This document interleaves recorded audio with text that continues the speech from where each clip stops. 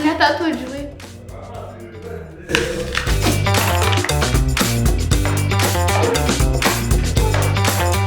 La condition publique.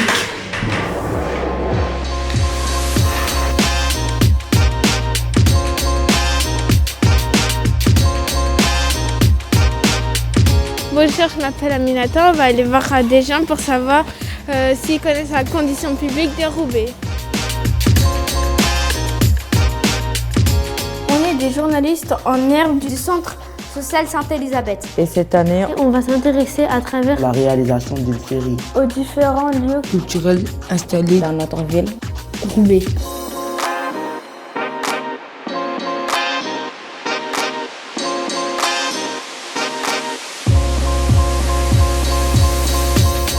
Vous savez c'est quoi la condition publique de Roubaix? Non, je ne suis pas d'ici. Ah. Avec à l'accent, je crois que vous avez compris, je suis de Marseille. Non, pas du tout. Je sais où est-ce que ça, en tout cas où est-ce que c'est. Je sais que souvent il y a des expositions. Vous allez souvent à la condition publique? À vrai dire, jamais. La condition publique de Roubaix, j'en ai aucune idée. Je ne connais pas très bien, je sais qu'ils font pas mal de choses au niveau culturel, des concerts, des expos. Il y a un truc qui me déçoit parce qu'il n'y a pas assez de Roubaisiens qui sont représentés là-bas.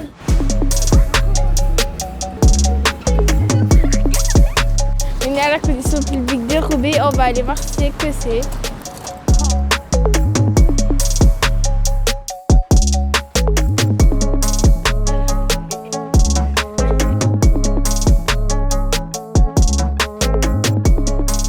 Est-ce que vous pouvez vous présenter? Mon prénom c'est Oute. J'ai fait tous les projets à la condition publique qui sont en lien avec le quartier, avec la ville. Donc j'essaie de faire sortir la condition publique de ses murs et j'essaie d'inviter les gens comme vous qui habitent autour de la condition publique de venir faire des projets ici. C'est quoi la condition publique pour vous? Alors pour moi, la condition publique, c'est un lieu de rêve et de toutes les possibles. En fait, c'est un lieu immense de 10 000 m² où on peut faire toutes sortes de projets, on peut inventer, on peut créer, on peut tout faire en fait. Donc on peut juste visiter ou bien on peut devenir actif, on peut faire un atelier, on peut faire de la musique, voir des spectacles, aller au Fab Lab, voilà. C'est quoi pour vous la condition publique? C'est un lieu qui est pour moi emblématique dans la ville de Roubaix et un lieu qui a une diversité, qui a une programmation en fait, très riche, qui propose des choses et pour les enfants et pour les adultes et qui développe aussi le lien social sur le territoire. Qu'est-ce que vous aimez faire ici? Mes enfants par exemple peuvent visiter des expositions, aller au Fab Lab, aller faire du skatepark. Moi je peux venir écouter des artistes, je peux venir assister à des concerts, je peux aussi voir des expos.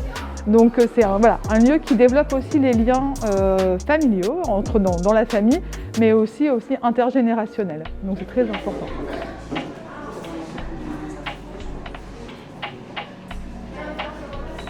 Je m'appelle Cyprien Reitz, je suis femme manager à la condition publique. Depuis combien de temps travaillez-vous ici? Je suis arrivé à la condition publique en 2018, à l'occasion de la saison qui s'appelait Habitarium. Femme manager, c'est un métier assez hybride qui consiste à accompagner, accueillir, suivre, booster des gens dans l'espace qu'on trouve juste derrière nous, qui est un espace de fabrication numérique. C'est un lieu qui mêle énormément d'activités. Et le fait qu'il se passe des événements à la fois liés autour de la musique, autour de l'art contemporain, du street art, tout le volet insertion, culture qu'il y a derrière aussi. Je trouve ça intéressant, surtout impliqué dans un même lieu. Il y a aussi des acteurs qui sont là à l'année qui sont très très chouettes, et donc du coup le fait de pouvoir collaborer avec eux, je trouvais ça assez intéressant. C'est quoi Fab Lab? Comme je l'évoquais un petit peu tout à l'heure, le Fab Lab c'est un espace qui est dédié à la création. On peut y créer plein de choses, ça peut être des objets ou ça peut être des choses complètement immatérielles aussi. Le but ici c'est d'apprendre aux gens à utiliser à la fois des machines à commande numérique comme des impressions 3D, de la découpe laser, des plotteurs de découpe, de la broderie. On peut aussi faire de la soudure, de l'électronique, de la programmation pour tout ce qui va servir à la robotique ou faire des petits objets connectés. En fait, il n'y a pas de spécificité particulière dans ce qu'on peut faire ici. Ce qu'on peut faire, c'est vraiment en fonction de l'imagination des gens et de l'implication qu'ils veulent mettre dans leur projet. Qui peut venir au Fab Lab? Nous, à l'année, on travaille énormément avec des groupes constitués. Ça peut être des groupes scolaires, des lycéens, des collégiens, des étudiants. Ça peut être des groupes associatifs, des retraités. En dehors de ces accueils-là, nous, on va travailler sur des ouvertures dites grand public. En fait, les mercredis après-midi, les samedis après-midi, les premiers dimanches du mois aussi. On a des sessions dites libres où tout le monde peut venir avec ses idées, ses envies et accéder à l'espace. Nous, on va les aider. On fait du cas par cas sur ces créneaux-là. Du coup, ça permet de créer une petite émulsion entre toutes les personnes qui se rencontrent et qui viennent d'horizons différents.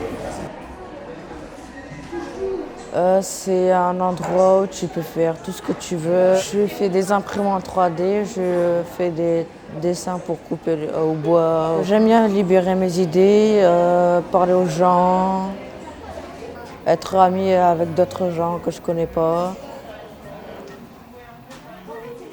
On rencontre plein de gens, que ce soit des professionnels ou des usagers. Et on fait des projets très très variés et c'est très très chouette. Mon travail en tant que designer, c'est parce que je peux travailler sur des projets très différents dans la création. Mais toutes mes journées sont différentes et du coup je m'ennuie pas et c'est pas du tout redondant. Et c'est très chouette de pouvoir rencontrer des personnes différentes, de travailler sur des projets différents et qui donnent des résultats différents.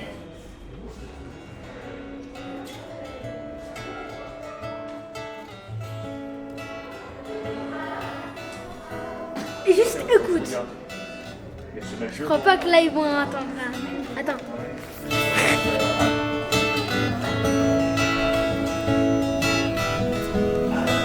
J'ai pas de soleil dans les yeux, pas de sel dans les cheveux. Le tintement de mes os se souvient à huis clos. J'ai une dune sans désert qui me sépare de mes pères. Mes querelles bédouines ont la mémoire orpheline. J'ai pas de soleil, j'ai pas de vent. J'ai pas de sable, je n'ai qu'un enfant. Ya baba oui, ntriq al-jannah. Ya baba oui, ntriq al-lana. Mon premier concert, j'étais hyper intimidée, je me rappelle, je tremblotais comme ça de la main. J'avais beaucoup le trac, mais ça m'avait quand même donné envie d'y retourner parce que je trouvais ça génial, cette sensation où on est tous ensemble à partager un moment un peu fort et je me sentais à ma place sur scène. J'étais passionnée par le fait d'aller à la rencontre d'autres personnes, d'autres publics, et partager des choses sur ma vision du monde et les partager avec de la créativité, des émotions. C'est presque pas vraiment un choix, c'est comme si le métier il m'avait choisi aussi, c'est que je sentais que j'avais besoin de faire ça, c'est une passion ou une vocation. Où trouvez-vous l'inspiration? Je trouve l'inspiration soit dans des choses que je vis et que j'ai envie ensuite de partager, soit dans des choses que d'autres vivent et qui me touchent et que j'ai ensuite envie de partager. Ou bien des fois ça peut être pour l'écriture un mot, une expression, un proverbe qui va m'inspirer un texte. Nos oiseaux de malheur qui chantent à l'intérieur. Je suis arrivée en France à l'âge de 16 ans. Assez vite, je me suis rendu compte qu'il y avait des espaces comme des cafés-concerts, des choses comme ça qui permettaient de s'exprimer. Et donc j'ai monté un premier groupe. Je chantais des chansons ou des reprises à ce moment-là et j'écrivais des textes. Et voilà, c'était un petit mélange entre de la poésie et de la chanson. Ça a commencé comme ça. Et après, j'ai rencontré un manager dans un de ces bars qui m'a proposé de m'inscrire à un concours qui a été le début de la première fois où des professionnels ont écouté mon travail. Et après, de fil en aiguille, j'ai eu plein d'expériences professionnelles diverses et variées qui m'ont amené à faire des rencontres, et puis des albums et des scènes, etc. La région est sauvage, elle porte une plaie profonde.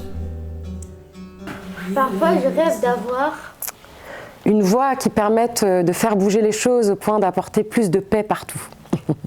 Ce qui m'inquiète le plus, c'est... Ce qui m'inquiète le plus, c'est toutes ces incertitudes et le fait que les gens se replient et perdent espoir. Je suis contente quand... Je suis contente quand je rencontre des gens sympathiques et qu'on rigole et qu'on passe un bon moment. La personne que j'admire le plus, c'est...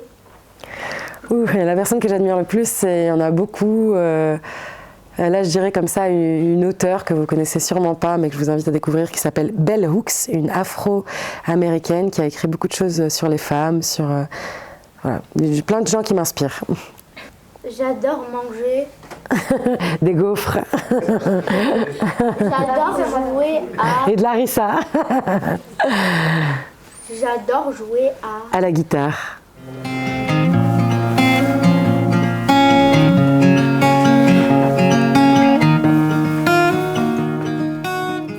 La musique, c'est des moments où on peut réunir beaucoup de gens, donc ça peut avoir une force et un impact, et c'est bien de s'en servir pour des causes.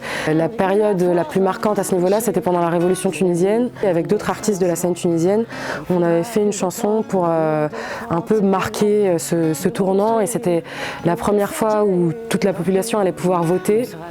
Et on avait fait une chanson qui s'appelait NT Sout, ça veut dire tuer la voix, qui était beaucoup passée à la télé, dans les radios, qui accompagnait ou encourageait le fait qu'on devenait une démocratie en fait en Tunisie. Et j'étais jeune quand ça se passait, et ça m'avait donné beaucoup de force et ça avait donné beaucoup de sens au fait d'être artiste, parce que en France, il n'y avait pas forcément de choses aussi fortes à cette époque-là qui réunissaient autant de gens dans les rues et tout. Et la révolution tunisienne, moi qui avais grandi en Tunisie, c'était vraiment un moment où j'ai senti que la voix des artistes pouvait servir des causes et que les chansons pouvaient accompagner des grands moments de l'histoire, on va dire. Alors on laissera des traces contre le temps qui trépasse, des chansons ou des gosses. Ça aide à battre l'angoisse, ça maintient nos âmes à la surface. Elle est baisse, elle est baisse, elle est baisse, la ouais معذب شي ناس. Elle est baisse, elle est baisse.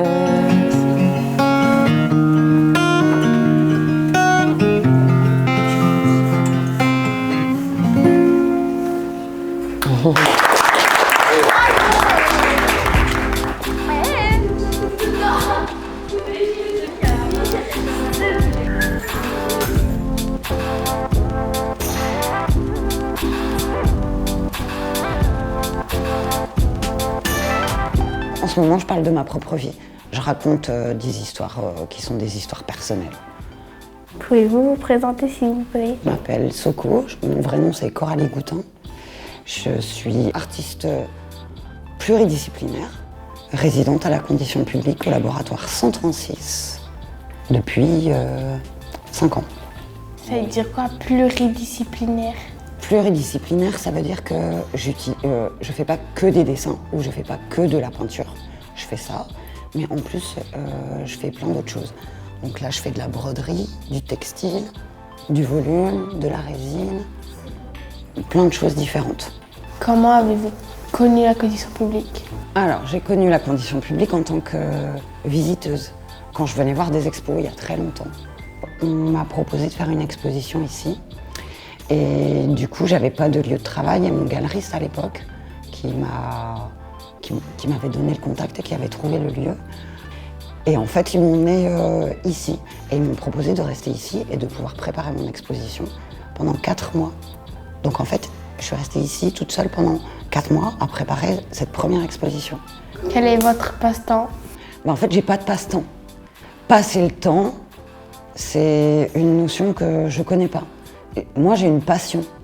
Et donc ma passion, c'est de créer des choses, de trouver de nouvelles idées, de rencontrer d'autres artistes. J'ai tout le temps envie de faire des choses. Donc j'ai pas de passe-temps. C'est un endroit dans lequel il y a plein d'autres artistes. Et il y a tout le temps du passage. Du coup, ça me permet d'avoir de nouvelles idées, de découvrir de nouvelles techniques. Par exemple, ici, il y a le Fab Lab avec Cyprien qui est en bas, que vous devez connaître. En fait, il y a tout un tas de machines que je peux utiliser et que je ne connaissais pas avant. Ou par exemple en halcé aussi, on peut découper du bois. Donc maintenant, je fais mes châssis toute seule. Ici aussi, il y a de la musique, il y a des musiciens. Et donc, c'est d'autres manières de travailler.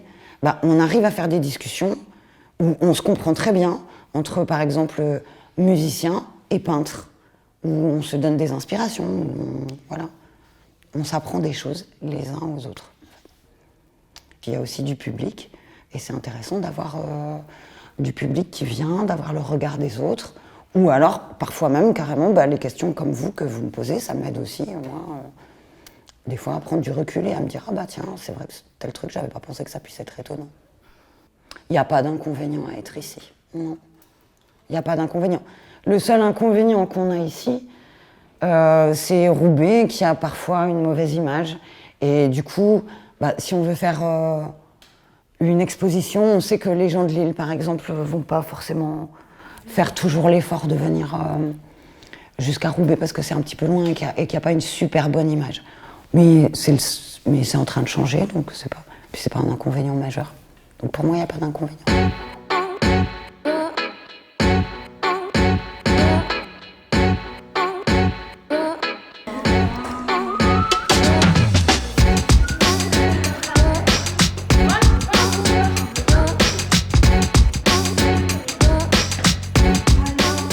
Pourquoi avoir choisi ce travail? Alors parce que moi je suis passionnée de tout ce qui est culture, j'aime bien aller voir des spectacles, j'adore rencontrer des artistes, rendre possible leurs projets, j'adore être créative moi-même et tout ça je peux le faire ici à la condition publique. Combien y a-t-il de personnes qui travaillent ici? Alors il y a 24 personnes qui travaillent ici en fixe.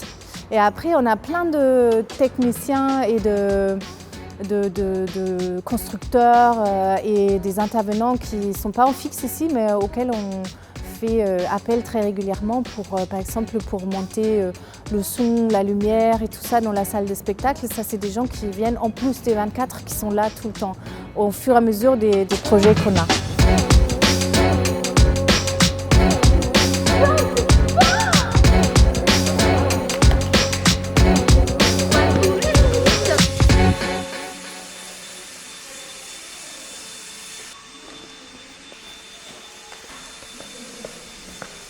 Ça fait 4 ans que je connais et 3 ans que j'y travaille à peu près régulièrement. Je m'appelle Erwan, j'ai 37 ans, je suis charpentier au départ, constructeur à la condition publique en tant qu'intermittent du spectacle dans la construction de la plupart des expos qu'il y a, etc.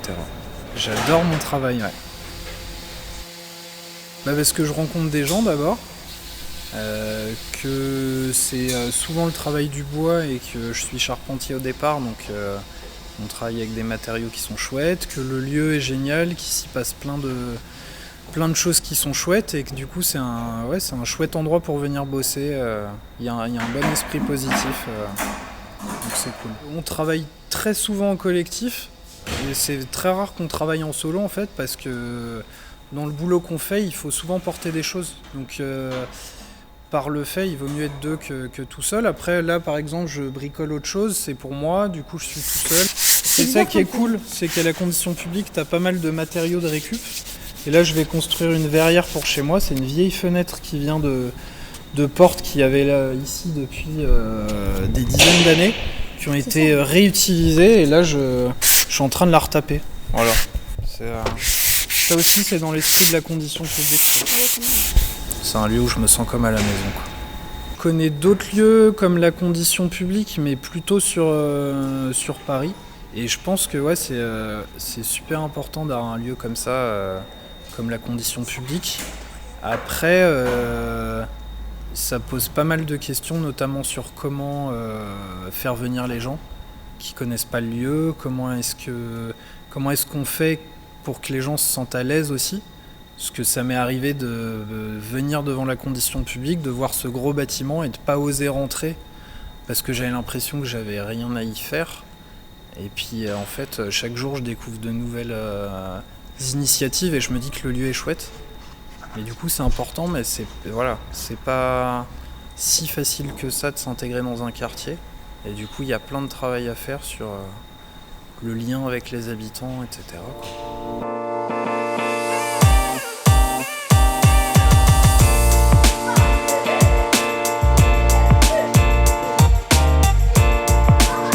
J'aime bien à la condition publique qu'il y a plein de choses différentes possibles pour plein de gens différents aussi, pas seulement pour ceux qui aiment le théâtre ou l'opéra ou quoi. Ce qui peut être difficile, c'est que c'est comme un château fort en fait de l'extérieur et il y a des gens peut-être qui n'osent pas venir parce qu'ils se disent ah non c'est pas pour moi. Ça c'est peut-être le seul truc que je peux voir qui est pas super à la condition publique.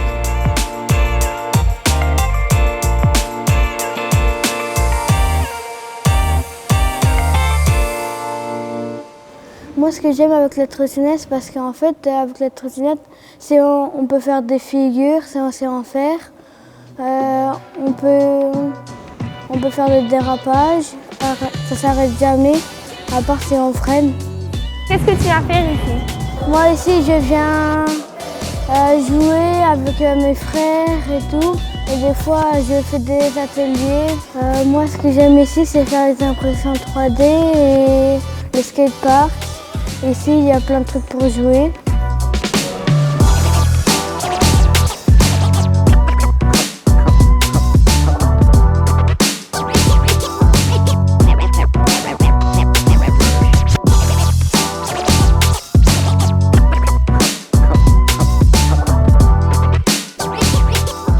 Pourquoi est-ce que c'est important d'avoir un lieu comme la condition publique? Et pour moi, c'est très important parce que, en fait, la culture, c'est quelque chose qui peut nous réunir, qui peut être festif, qui peut être partagé, qui peut nous distraire, qui peut nous faire réfléchir, qui peut nous faire sortir de notre quotidien. C'est pour ça que je trouve que c'est très important que tout le monde puisse y accéder, que c'est gratuit, qu'on peut profiter de ça tous ensemble parce que ça crée une espèce d'envie de vivre et de faire des projets et tout ça.